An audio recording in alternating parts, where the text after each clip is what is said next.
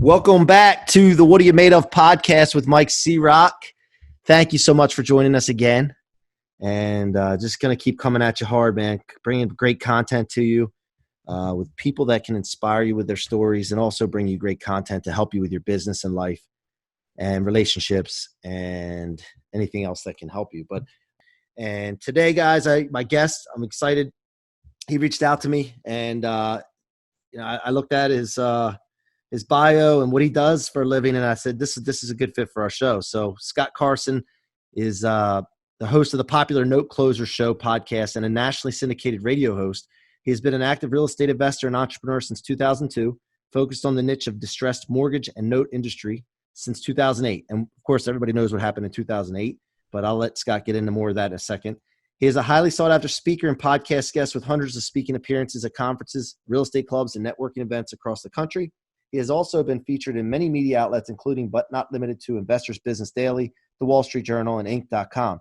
He spends his free time attending sporting events, concerts, and traveling to new places. He calls Austin, Texas, home. I just got back from my first visit to Texas yesterday and Dallas, and it's pretty interesting. Nice place. I like it. I didn't see one cowboy hat or one pair of cowboy boots while I was there, which surprised me. But Scott, listen, welcome to the show, man.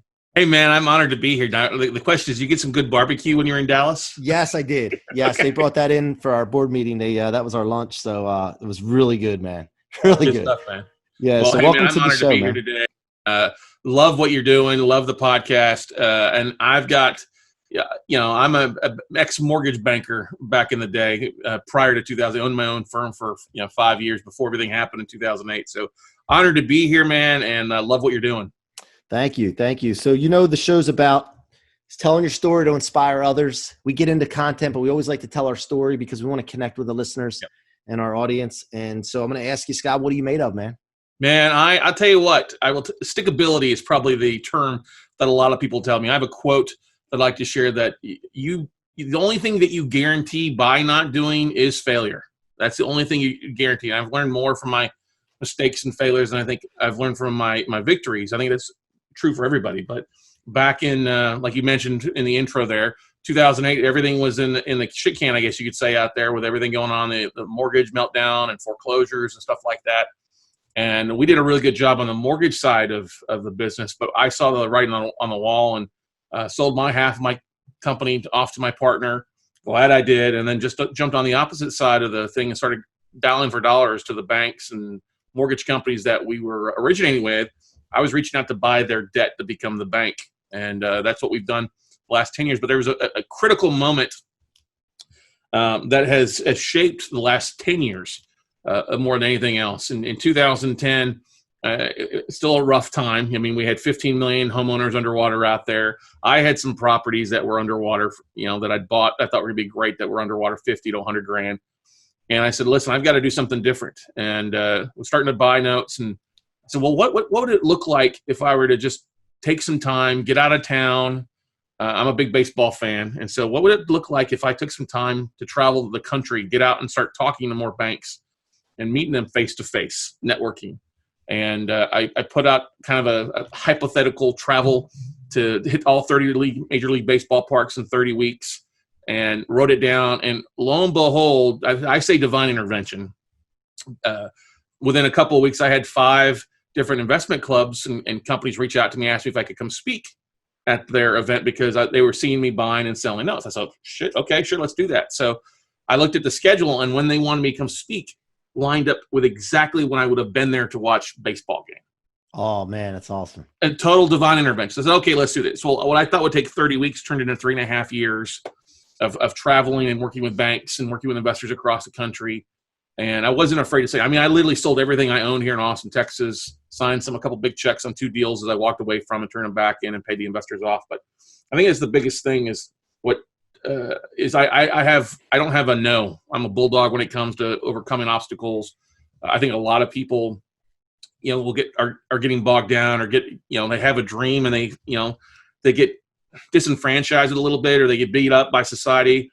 And maybe they have to go back to taking a job, or they want to be an entrepreneur, but maybe they've got to take a step back from it. That's okay. Everybody out there, it's okay. Just because you say no now doesn't mean not ever. And I think it's the biggest thing that's helped me over the last 10 years is that I just keep growing and growing. We've had ups and downs. We've done a great job, though. We've helped educate and really train a lot of investors that want to dive into my niche of real estate investing in the note space. I was really honored to be the educator of the year in my field in 2014 and was a runner-up for it last year.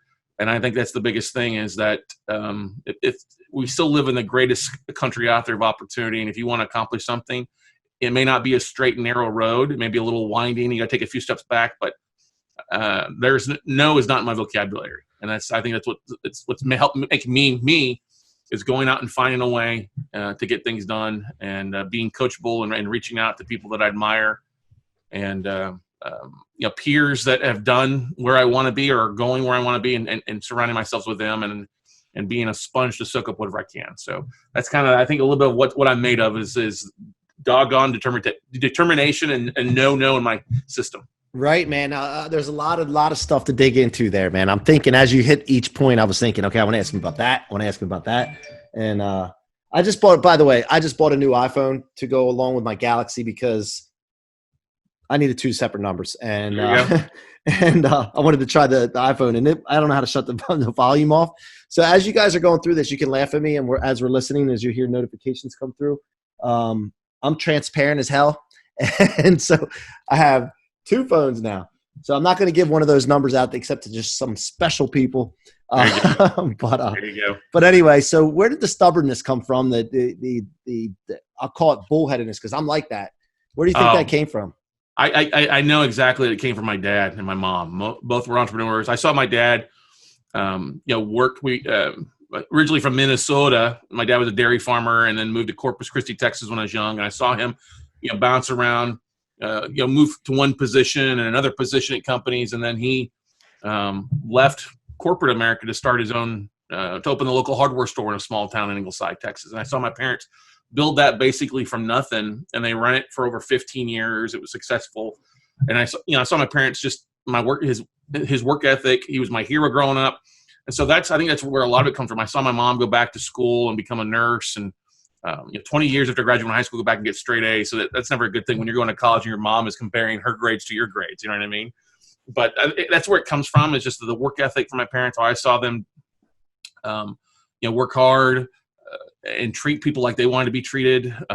You don't build a company by just working 40 hours a week. You don't build success by just clocking in and clocking out. You've got to give that a little bit extra. And they were there on the weekends for people or going in after hours to open up the store to help a friend or somebody who had a clogged toilet or a broken pipe that couldn't wait till 9 o'clock in the morning, and seeing that and just seeing how you build relationships. You give, and what you give comes back to you tenfold. And I think that's the biggest thing that I've always prided myself with our company is that we try to give people the tools to help them achieve success, and it's up to them whether they want to achieve it or not. So that's just definitely for my parents. And the thing is, man, a lot of people need to focus on something. When you wake up in the morning, I always talk about this.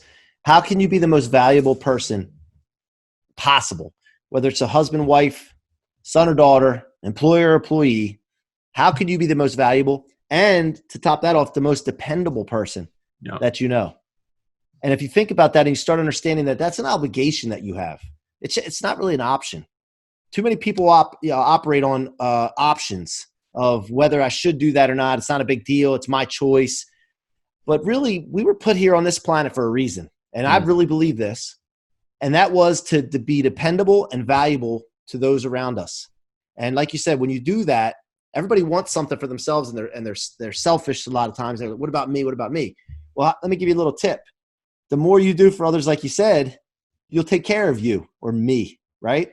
And so, that's a great point, man. I love that. And now going back to 2008, when you're in the mortgage business, and that hit, thinking about that, like, was that a time where if it was like us, a lot of time, like uncertainty was going on, right? Mm-hmm. We'd have loans in the pipeline ready to close, and we'd get a call, and they said, "No, we're not closing any more loans. You're gonna have to find some place else." And we're like, "We had it approved. Are you kidding me? I got to go to these people and tell them that now? Like, this is you just can't be happening, right?" I call that my $1 million Black Monday. I can remember it greatly because we were doing a lot of optional arms for investors in California, getting 4 points on the front end and a point on the back end. And I had, oh man, it was about seriously a good 9 million loans scheduled to close on a Friday. They all got pushed to Monday, and of course that company filed bankruptcy first thing Monday morning. And so it wasn't just that, hey, I didn't make a commission on all that stuff. It was having to call both realtors, both buyers and sellers, the title company, and it was just a mess for the while. One of my favorite movies is The Big Short, and I can remember specific times when they're talking about that movie. I can remember specific days when companies were going out of business or things were happening, and it wasn't likely time. But I think things like that happen, and I think a lot of people look back. I reached out to them. We found alternative solutions for them, and it maybe took a little bit longer to close, but I didn't come to them and just give them a problem. I said, hey, listen, we've got a problem. I'm working on a solution for you, or hey, I've got a plan B or a plan C. This can take a little bit longer. Let's work to get this done. And that's what I think people really want. Everybody understands that we all have hiccups and problems pop up.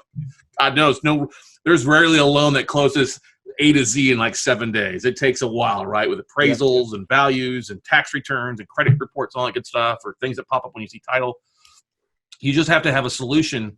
And I think that's one of the big things that we pride ourselves on here in my office. I tell, listen, things are going to happen. You've got a 30-second stopwatch to bitch about it, and then we need to move on from there. Yep. And get beyond it. There's a solution. This is a way that we really pride ourselves. Okay, what went wrong? Well, let's find an opportunity to go around it. And there's rarely a situation that happens that we can't fix. And so that's the mindset. And I'm sure you're the same way, Mike. Yeah, and this goes back to the other thing. When you have a small pipeline, everything's a 911 and an emergency. And so if you focus on developing a system where you have numbers and you have a loaded pipeline, you just build and build and build all the time, things happen. You want to get things done, obviously, for your clients and customers. Don't get me wrong. I'm not talking about not servicing them. But everything is not a 911 and an emergency if you have a lot going on. And people need to understand that. But the other thing is when we were talking about those days, and by the way, we did a lot of refi, cash out refis. FHA went from 95% loan to value down to 85%. And we thought the world was coming to an end. Yeah. That's all. I mean, it's just funny to think back. But, one of the things I came to realize, and I talk about this all the time too, everything we go through, as long as it doesn't kill you, is a training session for your future. Amen. Right? And so I am so happy to be where I am right now with the What Are You Made Of movement, the lives that I'm, getting feedback on, that I'm inspiring. It just blows me away, man. All over the world. It's just crazy. And for you as well, where you are now, you wouldn't be where you are if 2008 didn't happen. That's 100% correct, man. While there were some tough times back then, and a lot of people hit the skids on things, you always have to look at it as an opportunity to grow. I'm not a real religious person, but I have a lot of faith, not only myself, but I'm a big believer that there's nothing that's put on our plate that we can't handle. Sometimes it seems like we got to stretch, but that's where we see the most amount of growth, is when we've got to stretch and get outside of our comfort level. You don't grow inside a comfort level. You know what I mean? You've got to really, things have got to happen to get out. It's either going to be time, money, or something that's going to push you outside your comfort level. But look at that as an opportunity. What am I going to learn from this? How is this going to benefit me in the future? I may not know the right answer right now, but I guarantee there's a silver lining to this that's going to help me in the long run. Yep. And if you can become aware of that when you run into the tough times and know, hey, man, this is just a training session. No matter how bad it gets, we can get out of it. A lot of times that tough time doesn't last as long. A lot of times the length of the tough time is brought on by your reaction to what's going on, right? Yeah. Well, that's the thing. You have the ability to control your emotions, and whether you been out of shape, we've got friends that little things, and it gets out of shape, and it's like a domino effect. Their whole day is messed up, and I'm the big believer, like, whoa, you control how you want to spin this. Don't let this one little thing, a 10-minute or 5-minute thing, ruin the other 23 and a half hours of the day. Let's fix it out and move on and go from there. But that's so many people. And we're in such an inflammatory society with Facebook and knee-jerk reactions and people liking or bashing or things like that. I think a lot of times people just need to take a deep chill pill and either take a deep breath, light up with something, take an edible or whatever, maybe, to relax a little bit. Like, listen, this is not life or death. It's not going to matter in 5 hours, let alone 5 days or 5 months from now. Yeah, listen, I've used that numerous times, and I don't think people get it, including myself. And what seems to get people is the question, do you want to be the puppet or the puppet master? Mm-hmm. Because when you are controlled by other events and other people, and your responses to their actions or words makes you the puppet, man. You don't Yep. want, nobody wants to be a puppet. Uh-uh. So that little, I'm a big guy on painting pictures, and that seems to work better, and it's worked for me actually. And anytime I'm talking about myself a lot of times. So I talk about people. No, it's really this guy, right? So I preach to myself a lot, but that's one way I've done well with having kids, employees, events at work. Same thing. It's just like, hey man, I'm not a puppet. I'm the puppet master. Well, and that's the thing. The more you can realize that and realize, okay, what am I going to do here? And I think leaders do that. Leaders realize they rise above the emotion to try to keep an even keel, and they are the puppet masters versus being a puppet. I think it's what separates a leader will see in a situation and know how to deal with it versus just sitting here and whining and getting down on oneself, and just try to find okay, there's a reason for this happen. What do we need to fix this, and what did we learn from this so this doesn't happen again? Yep. Yep. What can you get out of it? What can you get out of that situation? Exactly. So, all right. So a couple questions on what you do now, man. When you got out of the mortgage business and into the investing and notes, how did you know how to do that? Did you have a mentor? Yep. Did you have to, you had to find investors obviously to bankroll you? Like, how did that, give me a little bit of a rundown on that. Yeah, that's a great question, Mike. So I had an investor mentor that was our co-sponsoring broker originally in the mortgage company, and he taught creative investing. He was traveling the country speaking on owner financing, wraparound mortgages, non-performing notes. And so for 4 years, while me and my buddy Boyd were doing the mortgage business, I really had kind of an apprenticeship into the real estate investment side. Very, very fortunate. And so I learned a lot of techniques from going to these seminars and being the guy that was doing mortgage back of the room, but also listening to every speaker and trying to absorb as much as I could because I knew what the opportunity was. But I just started going out and dialing for dollars from banks when everything went south.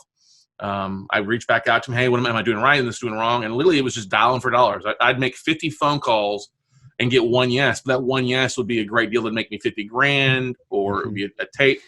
And so that's the biggest thing is I learned that, but then I started using the power of social media back then, even 10 years ago. Let me stop you, not to be rude. I got to stop you there. I want to do the math on that. Guys, if you're listening to this, and gals, I'm sorry, I say guys a lot. I mean everybody. If you're listening to that numbers, what he just said, I know it's not exact, but he said 50 calls, and the one call he would get a yes, or this works, and it's 50 grand. That's $1,000 a call. So if you have a job in sales and you're making calls or you're going out and visiting people, do yourself a favor. Take the amount of money that you can make on the sale based on the number of calls you made, divide it by the number of calls you made, and then start thinking about your calls being worth that amount of money. There you go. Thank you. And because what's going to happen is it's going to change your mindset. You're not going to mind making that call. You're not going to mind having a rejection. You're not going to mind no's. Okay. And that's a big, huge thing in sales in general, in business in general, is understanding how much each contact or reach out is worth. And so I wanted to stop you there and ask it, but then go ahead and social media. So let's come back to that though. I agree. I made a game out of it. Like you just said, I knew that every no was a value. And so I said, okay, I'm $500 or $1,000 closer to having a deal. And so I'll give you an example back to that make 50 phone calls before I got my first yes was to a mortgage company in Houston that was going out of business. The lady that was working there was her and the president of the company. That was it. Kim was her name. And I remember her basically just being in a horrible mood on the phone because the minute she sold that last loan portfolio, she was unemployed. But that phone call turned into a $5 million portfolio that we ended up selling to somebody else. It took me 4 other partners and people to put it together, but our commission was 250 grand off that $5 million sale, and I got a fifth of that. But that was the 50 grand. And I was like, okay, now I know this is just a numbers game. And so that's the biggest thing. We talk about determination. I would call bankers until they would actually answer the phone or tell me, no, they don't have anything. I would follow up 4, 5, 6 times because I had this poster that I hung on my wall that it says 80% of sales are made for the 5th contact. And so that was one of the things diving into social media is that I would share that on LinkedIn. I would share what I was doing on Facebook. I would share in an email blast out. I didn't have any of my own capital. So I was just moving and flipping, notes really fast. But then people started to pay attention to what I was doing. It's like, oh, that's a sweet deal. Or, oh, hey, that's an awesome deal.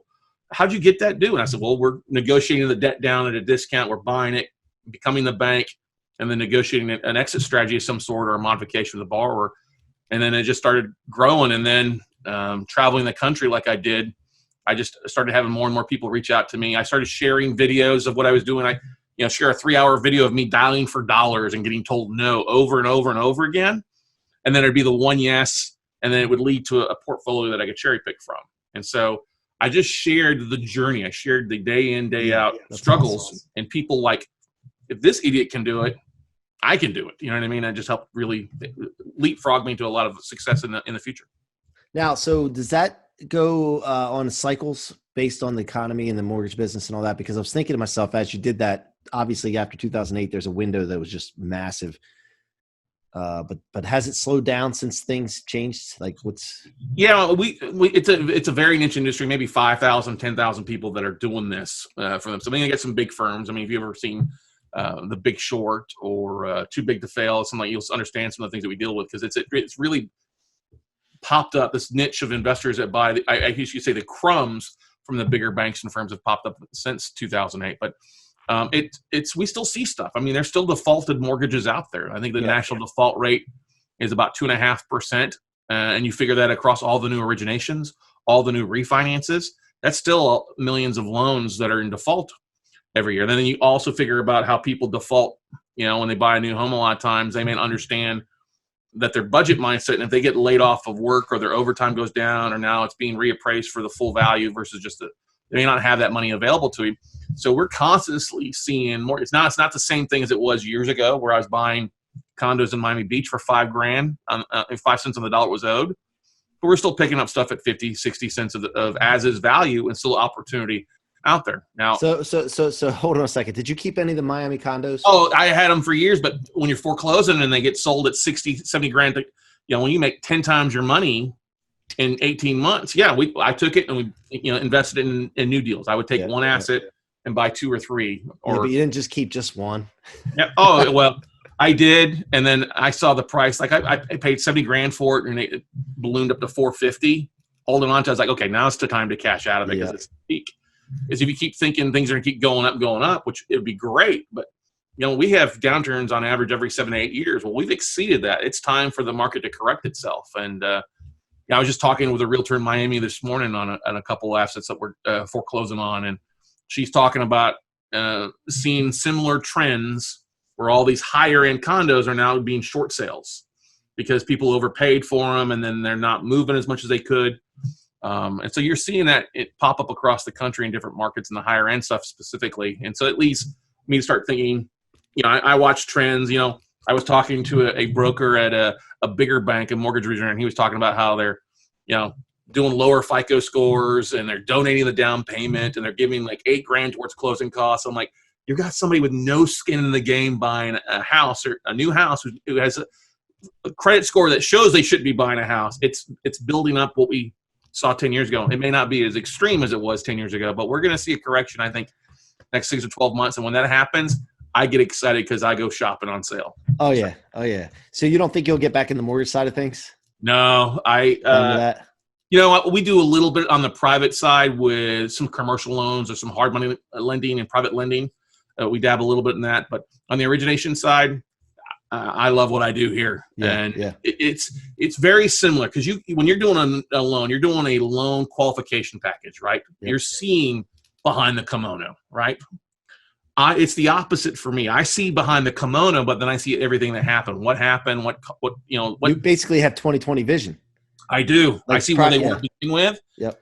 And now I'm talking to those borrowers and see what happened. What was the hindsight 20/20, right? Exactly. And our biggest goal is try to keep them in the house. And so when we're buying this distressed debt, when somebody hasn't paid in 6 months or 6 years in some cases, my biggest goal first and foremost is what happened?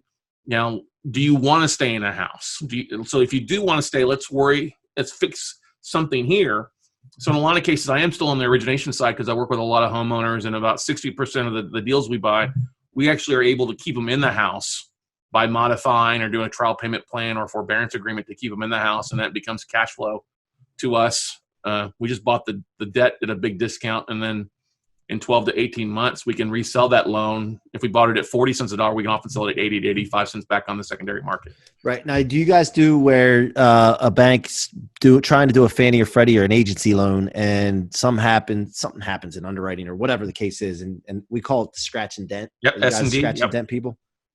We'll do a little bit of that. I mean, we do some of it. It all depends on what the yield comes out to and what kind of discount we're looking at. Right. So if it makes business sense, you do it. Yep. It doesn't matter where it comes from. I get phone calls all day, and if it's not something I'm interested in, I've got partners and other banks that are looking for that stuff for their portfolio. So yeah, we're brokering stuff off, and then making a point or half a point or something. It's still something that puts money in our pocket, but it really creates a win-win.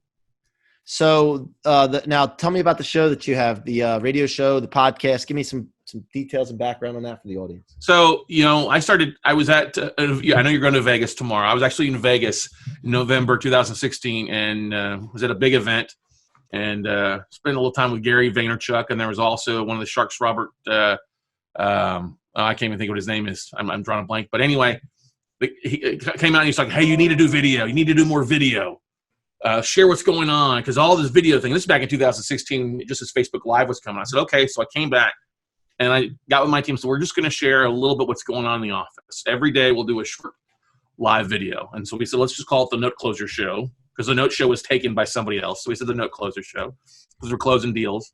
And my main company is We Close Notes. So we started doing Facebook Lives. 9 months later, a buddy of mine convinced me to turn it from just a Facebook series into a podcast. We did that. And then last March, actually, we had a radio network that is in charge of 17 AM FM radio stations come to me and say, hey, would you like to have a show 6 days a week? I was like, yeah, let's do it. And so we became nationally syndicated. We've had 17 million downloads that we can tell from the radio stations alone. We have over 500,000 downloads on our podcast on iTunes and all the podcasting platforms. And so, we have people listening in over 100 countries out there, and it's just really blossomed because I've always embraced the fact that no matter what we're in, whether it's real estate, mortgages, buying, selling, whatever you're in today's world, we're all in the media business. And so using video, using podcasts is another way to get your audience out, just like you're doing. You're doing a phenomenal job. You have to keep that in mind because that's where we're going. You look at everything's going video, Netflix, Hulu, Facebook, YouTube Live, all that stuff is there. And we as entrepreneurs have the same opportunity that these huge companies have to get the word out on what you're doing. And so, I joke that we're in the media business, but every day we walk in the office, the first hour of every day is some sort of marketing to get our message out and bring value to our listeners, bring value to our investors, bring value to our audience. Yep. And what's the difference between the podcast and the radio show? It's really the same thing. I mean, when we record an episode, we'll throw it on YouTube because we record video. 24 hours later, YouTube, Facebook. And the next day or so, it goes. We take the audio and they ship it. We just email it out to the radio station, and they rebroadcast it across their networks from Tampa to Long Beach. And it's an hour show. I am able to add ads in there. It helps me get sponsors for it, but it also gets the word out on what we're doing investment-wise and deal-wise as well too. So it's basically the same thing. It's just it's a different medium because not everybody listens to podcasts. Only 26% of the population in the United States actually listens to podcasts. So that leaves another 74% of people that want to get their news from somewhere else. So that's why we try to have a full court press on YouTube, Facebook, audio, the podcast, and then also audio of the airwaves and the AM/FM radio stations. Omnipresent. Yep, that's right. One of my favorite words. Yep.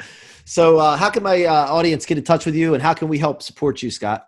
Well, I think the best thing out there is, look, you can always find what we're doing at WeCloseNotes.com. That's where our kind of mothership is with our classes, our training, our investments, and our radio shows hosted. But I think the best thing is, if you're listening to this, do a couple things. One, make sure you go over and subscribe and leave Mike a 5-star rating. That's the most important thing if you're listening here. You didn't pay me for that, but later on you will.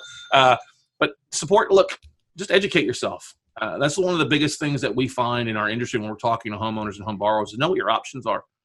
You know what you're doing. If you ever find yourself in default or going through a financial hiccup, pick up the phone and call somebody. Pick up the phone and talk to somebody. We're here to help.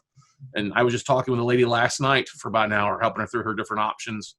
And, we're not buying our mortgage. We don't usually do that. We deal directly with banks. But just know the options out there. There's a lot of creativity that you can get involved with, and to stay in your house and turn a bad situation back into the dream that everybody wants to have is home ownership.